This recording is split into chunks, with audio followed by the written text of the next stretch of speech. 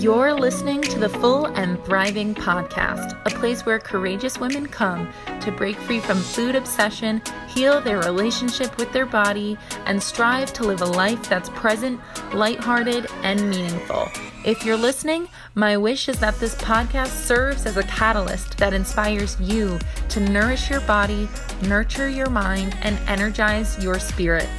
I'm your host, Meg McCabe, a certified life coach and eating disorder recovery coach with a PhD in having a good time. Just kidding about that last part. Anyway, thank you so much for listening and enjoy the show. Today's guest is Kent Thomas. Kent is a social worker and body liberation coach who is passionate about helping people find freedom in their bodies. Over the last 10 years, his education and work experience has centered around one goal: working with others to find greater freedom. In this episode, we chat about his experience of being queer and how this impacted his life and the challenges he faced related to food, body image, and self-acceptance. If facing your truth feels scary to you, I promise you'll be able to relate to this episode. Enjoy! Hey, Kent, how are you today? I'm doing well, Meg. How are you doing? I'm doing great. Welcome to the show. It's so nice to have you here. Thanks for having me. I'm excited to be chatting with you today.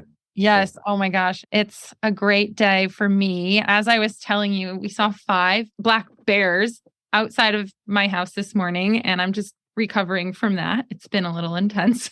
Yeah, that's wild. I'm glad you're safe and here. I know it's been pretty wild, crazy day for me, but I'm just happy to be recording this with you. We have so much to talk about, and I can't wait to dive right in. And I really wanted to start from the beginning with you and hear about your life from the start, like your childhood. I know that you identify as a queer man, and I'd love to know how that kind of played into your life growing up. Yeah. So I live in Tacoma, Washington. I grew up in Tacoma, left for school for a few years, then came back. And grew up in a pretty Christian, conservative environment. And I think I'm constantly sort of raveling. Like that brought a lot of nice and really hard things. So I think when I look back at my childhood, it's definitely feels like I existed, even though I'm in the same city. It was like a whole different world of like the circle of Christianity versus where I am now. It's very stark, even though it's in the same city. Yeah, I think my childhood there were so many lovely and great things about it. And then also there were some hard parts about like pretty much in the same year in like 3rd/4th grade, I had a seizure and then like started to realize my queerness. Those were unrelated. I said them as if they were related, but it sounds really cool. I didn't know seizures help you realize your queerness.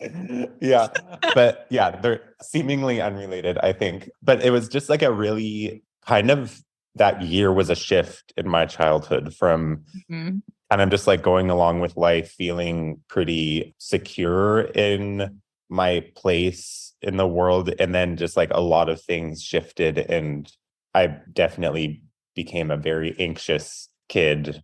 And yeah, so that's in a nutshell. And then of course the like being queer thing in a Christian setting was such an adventure, and I wouldn't recommend it, but here we are. But yeah, so that sounds like you had a lot going on. Little Kent had many layers happening in his life, for sure. Sure. Many layers, as well as like so much privilege, like right, white, middle class, like all these things. So I had a lot going for me too that I don't want to minimize as well. Right. Yes. Well, it's important to always be transparent about that as well. So did you have any awareness of your body at that time? Like when you were I know you said you had a seizure. When did your body image stuff start coming up? And did you ever have a history of like body image struggles or food disordered eating? Because I know that's something you were passionate about in your work. Yeah. So growing up, I definitely have memories of not having disordered eating when I was a kid, and then growing up into like elementary, middle school. I think things did get more complicated with my seizure, where there was just a ton of focus on controlling my body and preventing a seizure, whether it was through making sure I took my medicine or getting enough sleep. My body became very kind of scary. And if I didn't do the seemingly right thing, I had this fear that my body would like revolt against me again.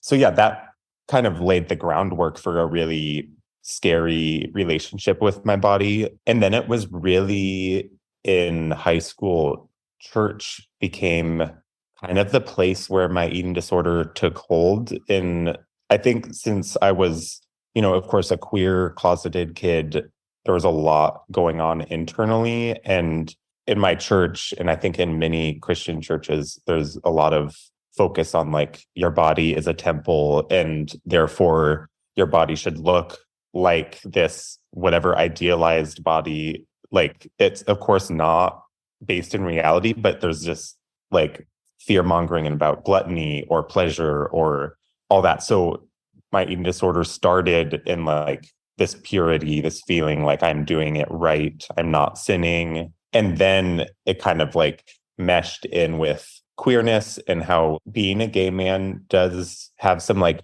challenges with body stuff. And I think it's a very common experience for queer men to have those experiences. So yeah, that was kind of high school on through my like mid late 20s, and thankfully got into this work and yeah, got connected with Liberating Jasper, which they do eating disorder work. And that changed my life. So I have sort of shifted my career to focus on this stuff as well. That sounds pretty amazing. With your eating disorder, how long did that last you? And when did you realize that was truly an eating disorder and not just being like a good Christian boy? Oh my gosh. It took sadly so long. But I think, oh God, I think this is true in a lot of settings, especially Christian spaces or religious spaces. But like what feels good, we're told that that's bad. And what feels bad, we're told that that's good. So I think it just felt like, oh yeah, I'm sacrificing pleasure. I'm sacrificing whatever, trying to avoid the experience of feeling my animal urges and desires. So that definitely through college was a thing. And then it is interesting as I like started to come out and left Christianity, then it was kind of a seamless thing from God is telling me to do this to then like, oh, this is just how culture, this is what I should do as a gay man, whether it's like compulsive exercise or restrictive eating stuff. So it does feel like wherever in like so many different social contexts that kind of disordered eating is celebrated, whether it's because purity and God or the thin ideal. So yeah, it took a long time. It took me until like a few years ago to realize that how I was relating with my body was stealing like so much from my life and my relationships. And then things started to change once I started to focus on that and see it as the disordered things that they are. I think that's interesting how you were able to kind of notice and observe how that disordered eating originated in the Christian community for you. And then even as you left that community, the problem didn't solve itself. It just morphed into a new version of the problem and the pressures that maybe many gay men might be experiencing, which I think is pretty observant of you to notice and like probably difficult to break free from. Like you just broke free from Christianity and then all of a sudden you're in a new community seeking acceptance. It's probably difficult. Yeah, it is an interesting thing. I think so many people have this experience from like one community where there's challenges to then you're like, oh, in this community, everything is great and there's no challenges. But then, of course, you realize everyone is human, and whether it's in Christian spaces or queer spaces, even in like body liberation spaces, there's always going to be like inner social challenges. With that being said, though, queer people are so much more fun to be with than the Christians I grew up with. So, yeah. Fun levels definitely change, apparently. Yeah, definitely. Well, there's an embracing of like your human nature that you were able to encounter, at least in some form. Yeah.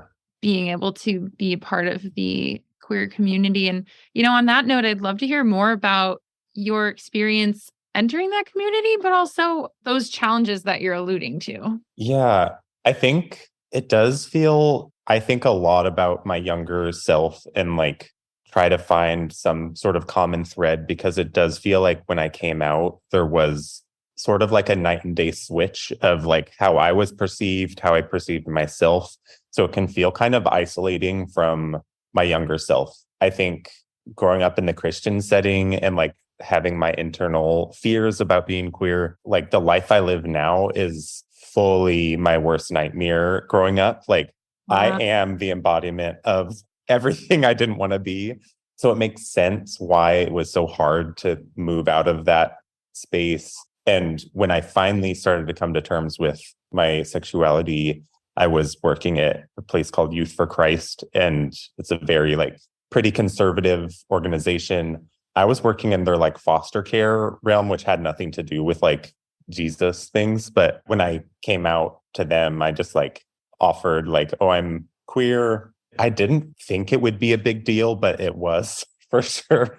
So they told me to quit and I said no, which in that moment, I was like so new in my queerness that I'm like, I think I have a lot of anger and sadness still that like that's how those people who I had grown up looking up to, how they treated me in that. And at the same time, it was that thing of like, this is my worst fear and I'm still here. I'm still like able to live a life that's somewhat joyful. Then going from like a Christian, like it's bad to have sex before you're married, it's like gayness is bad, to then like exploring Grindr or like going to gay clubs and realizing that it wasn't this like depraved setting. There was a lot of like connection, a lot of celebration.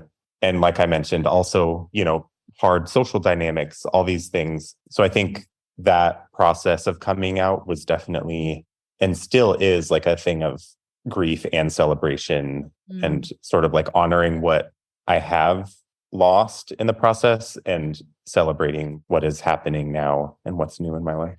Mm-hmm. It's really striking. And I want to emphasize what you said, because there are so many people listening to this podcast, not necessarily going through the exact same journey you went through, but a lot of people think recovery will turn them into the person they're afraid of the most, right? Sure. Yeah. So can you speak to getting on the other side of that? Like when you were a kid, you feared becoming exactly who you are now, which is really like tough. I couldn't imagine like how, well, first of all, it's very courageous to get to a point where you're there, right?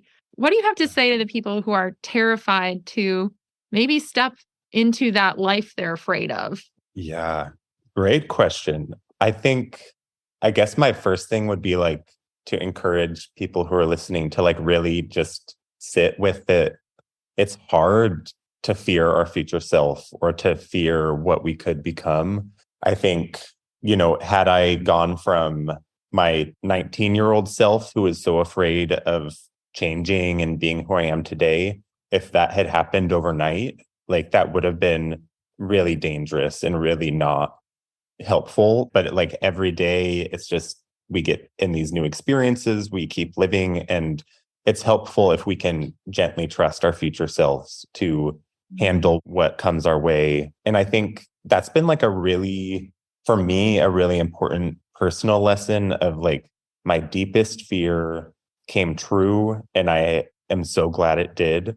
I'm glad my past self couldn't control my future self, because I would be in such a different place right now. So with recovery, I think, yeah, there's so many scary things. And it's very rare for it to go from like an overnight switch one to the other. And it's that like daily process of challenging ourselves and like going deeper into freedom. I mean, my experience with coming out and changing, it's incredibly scary. And I think I still am, processing things that happened in the past. So not that it's like always easy or fun, but I know for me, it's been just like such an important thing to understand that like, I'm sure my future self now, like I want to control my life now into the future. And I'm sure that's not going to pan out as well. Like my future self is going to continually change. And yeah, I think that's kind of the vibe. Yeah. And that's a really helpful reminder too, just recognizing and reminding everyone who are afraid of what outcome recovery might bring to them is that that doesn't happen overnight. It's a slow growth process. It's a deepening, right, of closeness to freedom that happens slowly. And I think that's one way people get afraid is they think, oh, yeah, obviously you'd be afraid if you woke up tomorrow and you were living the life you were terrified of. But the journey is spread out and the wisdom that you learn every day, the small little lessons, the courage you build helps you and prepares you for that moment you're finally in that place. Yeah. And I think something that came to mind when you were saying that is like those fears, like, so with eating disorder stuff, I think there is a lot of fear of like, what if my body changes? What if, like, there's a lot of anti-fat bias, like in the fear of change, just as like, or in a similar way, like I had so much internalized homophobia about changing. And yeah, like my community that I grew up in fully did reject me, fully did, like, I was really impacted by the homophobia that was around that. So it wasn't like, oh, it was all made up. And I think similarly, like, we do live in a fat phobic world. We do, like, there are things that are genuinely socially difficult with some of the changes that can happen in recovery. And at the same time, there's so much more opportunity for connection with ourselves, with others. But yeah, I think it's important to honor that it is scary. It's like there are some risks that we take, you know, socially. Like, what if my family or friends start to judge my body or judge my queerness or whatever? Yeah, this, I'm with people. I just so feel that. And yeah. Yeah, there's a reason why you might feel stuck, right? It's like all those fears. A lot of them are very legitimate. Some of it might be your eating disorder lying to you, but a lot of it is real. You know, the weight stigma out there is real. The homophobia out there is real. And it seems to be like a balancing act of like courage and fear. Yeah, totally. Until you get there. Yeah. Yeah, definitely. Yeah. Wow. Pretty fascinating stuff. So, on that note, as far as your own recovery went, had you discovered the body liberation movement at that point? Or, like, you know, how did you end up discovering that? And did that impact your recovery? Yeah, I think it kind of happened at the same time. I think it really started through Instagram of just like somehow liking one post, then that led to others. And like I started to get some kind of like fat positive or anti-diet things in my Instagram feed. And as I was reading those, I think there was just a lot of recognition of like, oh, I really relate with what these people are saying about disordered eating. And I think I started to realize like maybe I don't have to live my life so afraid of my body or so rigid or feeling this like chaoticness with my body. So yeah, I think it was like my exposure to the body liberation realm that helped me realize like, oh, I want to reach out for support and help from people who can really support me and coming home to my body. So yeah, it was kind of at the same time, but the body liberation realm helped me realize that I wanted to get into that.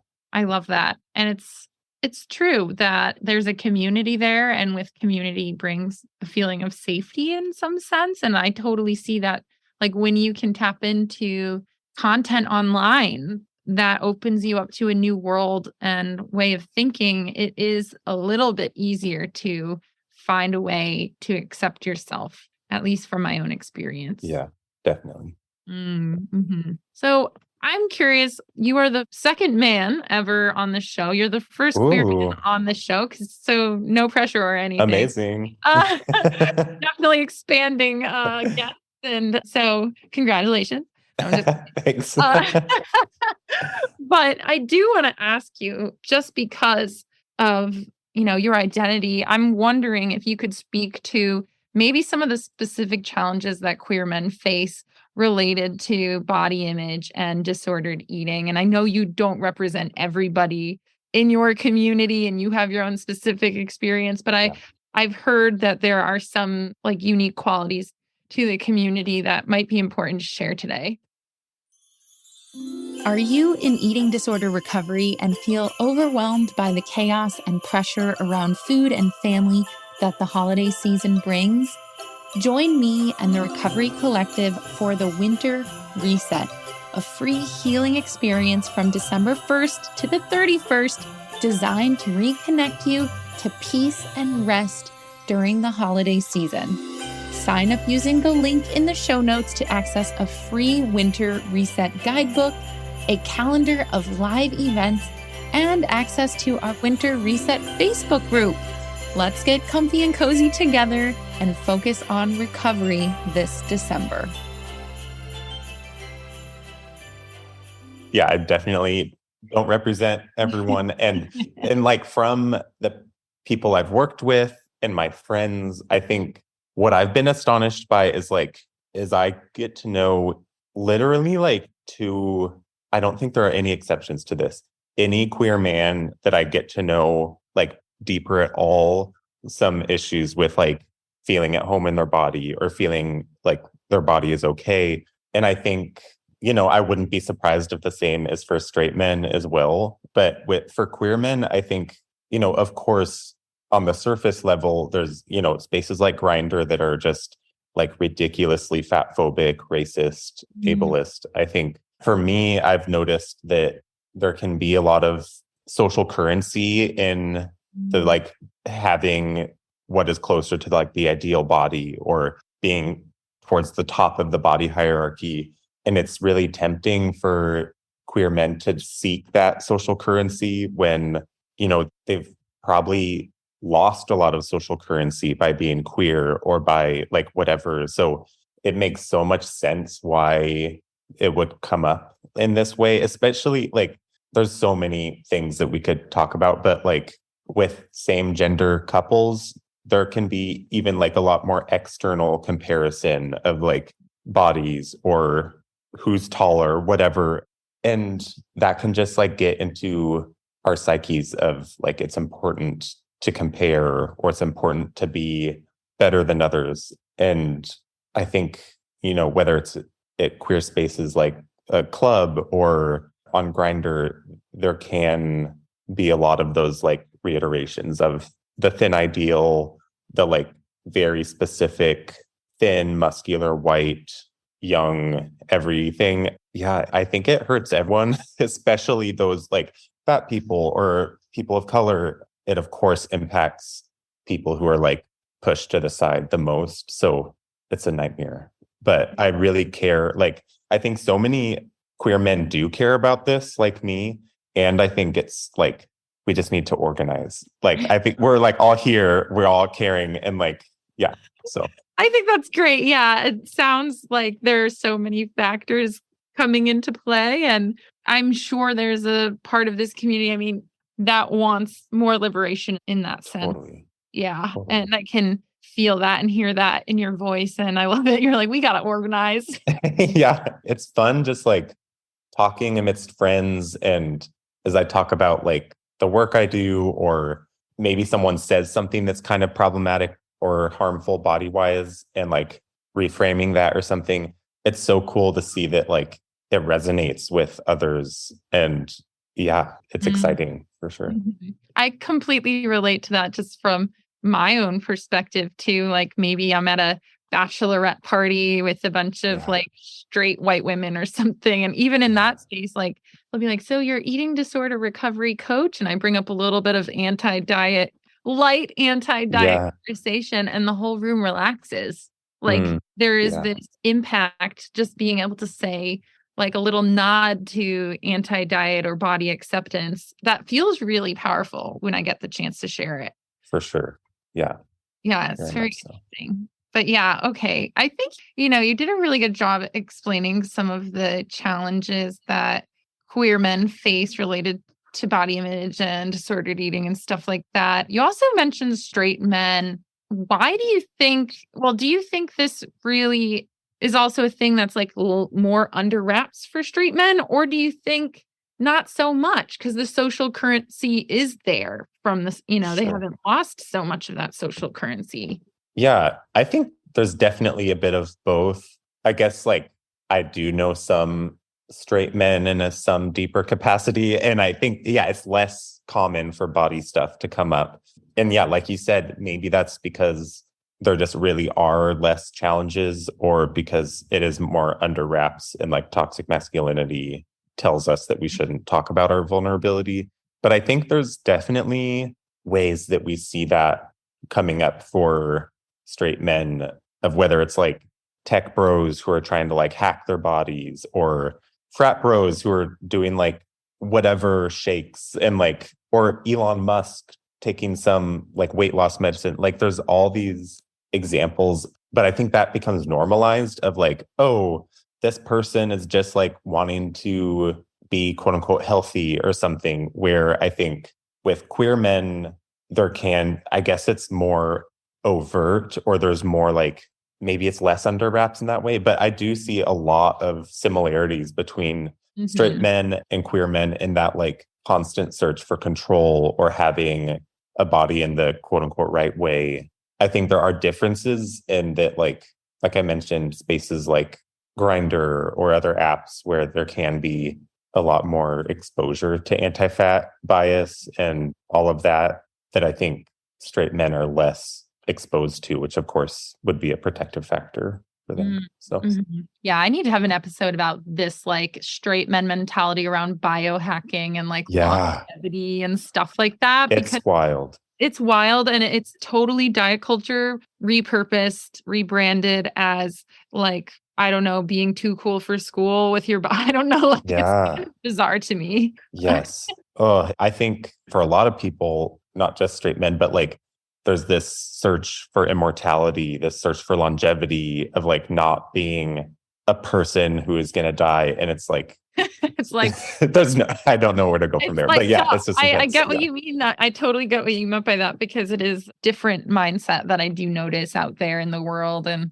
it feels like there's a superiority complex or something going on too. Like, oh, I'm above this because I'm like ageless, or I'm, anything like that. So that's pretty interesting. And I know that you even made a post on your Instagram I thought was really interesting. And I think it's sort of related to all folks, no matter what identities they have. And that is, you mentioned this kind of like, quote, religious pursuit of like having that hard tone fit body, like with all the muscles and all the abs and low body fat. And I was wondering if you could expand on that pursuit and like maybe where the roots of that might have come from, because I thought your post was pretty interesting. Yeah, I've been kind of pondering that idea.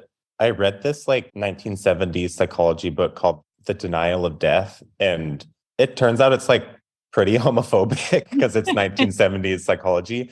But one of the helpful things was the author did talk about like how our bodies being soft can be a reminder of that we are just an animal. Like we are animals who are aware that we are going to die. And that is so freaky, like our mortality, and also that we can have both that awareness of our like ways of using symbols and thinking about life or life after death or whatnot. Like it's very scary. So to like try to make our bodies hard or seemingly immortal, like a statue, or like these gods are depicted in paintings, is like, that's one thing that got me started about it. And then talking with other queer men, just that ideal of hardness, whether it's abs, muscles, jawline, kind of like there's all these like hardness that's over and against softness. And I think there's something in that just feels like to try to like rid our bodies of softness that like rids us of so much. Like it's an absence, like an ideal of the absence of flesh, absence of pleasure, absence of freedom. Kind of like we were talking about earlier, there are social like currencies and benefits to this hardness of whether it's feeling immortal or feeling above others. So these like norms exist, and it does, like stopping that pursuit does involve loss. And it is so like, in my experience, it's been so life-giving to be in that process of coming home to softness and vulnerability. And I think I'm still 1000% a person who is in this realm. So I'm impacted by thoughts of like, oh, you need to live really long, or like the Mhm. hardness ideal is like so pervasive. So I think even though I don't think it's possible to like exist above it and not be impacted by it. I think it's really life-giving to continually be in the process of like honoring and coming home to our softness, vulnerability, Mhm. mortality, all that stuff. Mhm. Yeah, I think the hardness you're talking about really represents so much more than the physical body, although that's probably the easiest Totally. to look at, but like hardness of personality, like rigidity, discipline, like all of those things that are really valued in a way are often quite problematic. Being reserved or closed off is a form of hardness in a way. And so, Mhm. like when you speak about softness, what else outside of softness of the body are Sure. you talking about? Yeah, very good point. Yeah, it definitely goes beyond physical things. I think like even that idea of we aren't constant throughout life, like we will change as life goes on. Like there's like we're malleable, we like our Mhm. experiences change us, people we meet changes us, and things like societal things impact us for positive or negative. So I think not being like this metal rock thing that like things bounce off us, but like things enter our emotional life, our social life, and that is vulnerable, that is scary. We have these like human desires and needs, whether it's for food, for rest, for pleasure. It can feel, I think, somewhere deep that those things are reminders of our like mortality, and that we are, like I've said many times, we are just animals. Like we have these urges that we can't control, and that is scary. So I guess the softness is like being open to being impacted, being open to being vulnerable, not just physically, but yeah, socially, emotionally, all that. Mhm. Yes, that's so interesting. And it's very relatable to recovery in a way as well, because we have to trust our intuition with food. And that feels like a Yeah. very uncertain, soft type of Totally. approach to eating, right? Like it's very Yes. intangible. You can't measure it really. Where Hmm. with eating, we have this hard, disciplined, like diet plan so many people want to follow. And that feels safe and that feels like we'll live forever if we can just get this right. And then what you're saying is like actually the process of being able to soften and like be okay with our humanness is maybe a more helpful path. Yeah. Yeah. And that there can be like gentleness amidst our process rather than this like rigid one, Yeah. two, three, four, five. Like, Yeah. I'm right there with you. It's just so interesting to think about. And it's interesting to hear a man talk about softness because I know that is such a, I don't know, it's like a taboo thing to bring up because sure. there's just, you know, the toxic masculinity is there for so many. So I appreciate that. Yeah. And yeah, it is interesting how, toxic masculinity shows up everywhere in queer spaces as well. And I just know personally, it feels so much more connected to like welcome the softer parts of life rather than trying to be so rigid. Okay, so we can move out of this soft, rigid metaphor. I was just realizing I'm talking a lot about in like these metaphor No, terms, I'm but interested. I'm intrigued. And I asked you for a reason. So don't you worry. cool. Okay. So, what advice do you have for folks struggling with body image or disordered eating at the moment? Let's see. I think something like that first comes to mind is recognizing that it's hard to have a body. It's hard to like, I guess not that it's hard to have a body, but it's hard in our social context, in our like all the anti-fat bias or ableism, all the things that like make it really scary to have a body. So I think honoring that there are challenges and that we're not making them up. This is a part of our existence right now. And then I think for people who are maybe like having a hard time right now, struggling to feel at home in their body, I would really encourage like just honoring that it's hard right now. Like for each one of us, it's hard in our own ways to exist in this world and our bodies for so many different reasons. And I think it's powerful to just recognize that this is where we are. We can't snap our fingers and be somewhere else. I think being gentle with ourselves and not expecting perfection is really important. I don't think I've met anyone who is like perfectly at home in their bodies all the time. And so recognizing like there will always be times where it's hard to feel at home in our bodies or anything, kind of like that softness thing. We're always shifting, our situations are always shifting. But I think something that I've found helpful is talking around like whether it's friends, like trying to reframe how we're talking about bodies or food or social media, all those things of like following people who exist outside of this like very one strict way of having a seemingly quote unquote good body. And yeah, while there's all these like personal things that we can do, I think also the bigger picture things of like in some way, there's so many structural things that need to change, like this pervasive anti-fat bias or ableism, anti-queerness. Like there are these structural things that are making it hard for everyone. And so we can do our personal, like, how can I exist in this? And then also hopefully, how can we change the more broader, like how we relate with our friends, like the more community thing, which is of course way more amorphous and unclear, but I think that's important as well.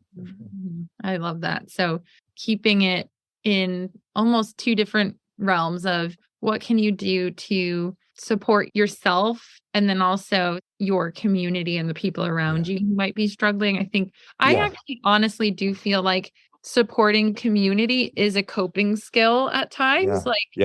You're struggling with your body image, you can turn to your community and support others struggling, right? And it's easier sometimes to tap into that version of you that's at home in your body or connecting to that concept just by talking to someone about it and their own struggles, right? For sure. Yeah. Very, very interesting. Okay, Ken. Well, this has been a fabulous conversation. I truly appreciate hearing from you. And before I let you go, I was just wondering if there's anything you'd like to promote so listeners can find you or participate in something, whatever you're doing right now. I just want to make sure everyone knows so they can find it if they're interested. Sure. Yeah. Well, social media wise, I'm mostly on Instagram at Kent Thomas MSW. I haven't posted there recently, but I constantly have the intent to post there. So and then also like my website is kentthomasmsw.com. And I work at an eating disorder clinic, and as a part-time thing, then I also work with individuals doing coaching stuff. So if people are interested in that, that's there. And also I would just encourage people to seek out an anti-diet dietitian and or therapist who is well-versed in that realm. Oh, and I co-lead a group through Liberating Jasper. It's a queer virtual eating disorder support group. So for queer people who are interested in having support from others who have experience with eating disorders, there's more info on liberatingjasper.com. And I think that's it. And also in general, I just like am sending love to everyone because it's hard to be a person. And I'm honored that you asked me to be here. And I'm also like, everyone has so much wisdom in their life and how to like live amidst the challenges. So I hope people can also just pat themselves on the back and know there's wisdom within them to continue in this as well.